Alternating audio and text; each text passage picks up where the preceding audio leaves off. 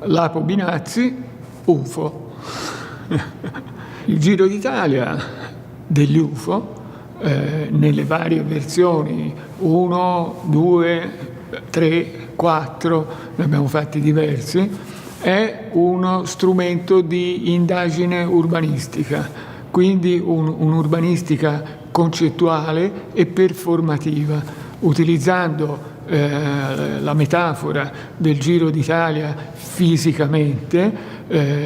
Siamo passati negli luoghi del territorio che generalmente sono interdetti. Il territorio è uno strumento che noi crediamo neutro, mentre nel territorio si scoprono degli abusi che sono stati fatti, come gli abusi edilizi ovviamente, ma anche altri tipi di abuso, le recinzioni, che sono l'affermazione del diritto di proprietà. Quindi la liberazione del territorio è una metafora per la liberazione delle proprie coscienze, delle proprie menti. Ecco. Quello che mi sembra giusto osservare oggi, proprio è una illuminazione che ho avuto proprio ieri, è che a mio parere immodestamente il Giro d'Italia in questo momento rappresenta una forma di modernità, il nostro Giro d'Italia, proprio perché eversivo come liberazione delle coscienze e delle possibilità dell'immaginazione. Ecco. Le lampade hanno una origine squisitamente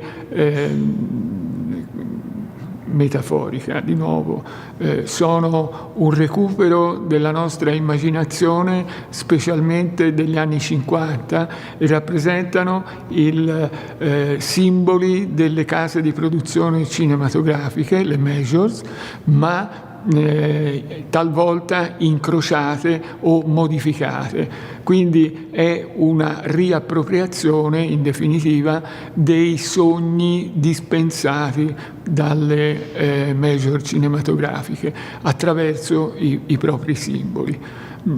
Così la Paramount o la MGM sono diventate iconiche in questo senso, e sono diventate anche degli oggetti di autoproduzione che in qualche maniera si contrappongono al design industriale nella sua versione di massa, con le sue regole, insomma, standardizzate.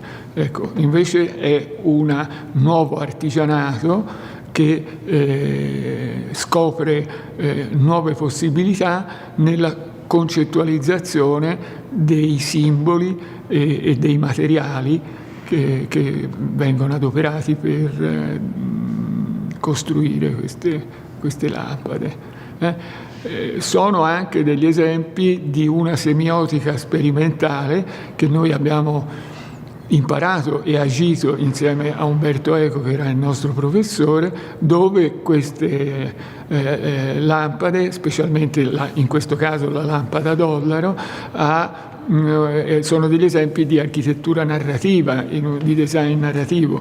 La base della lampada, il corpo della lampada e anche il cappello rimangono gli stessi, mentre sul cappello viene raccontata una storia diversa per ciascuna lampada.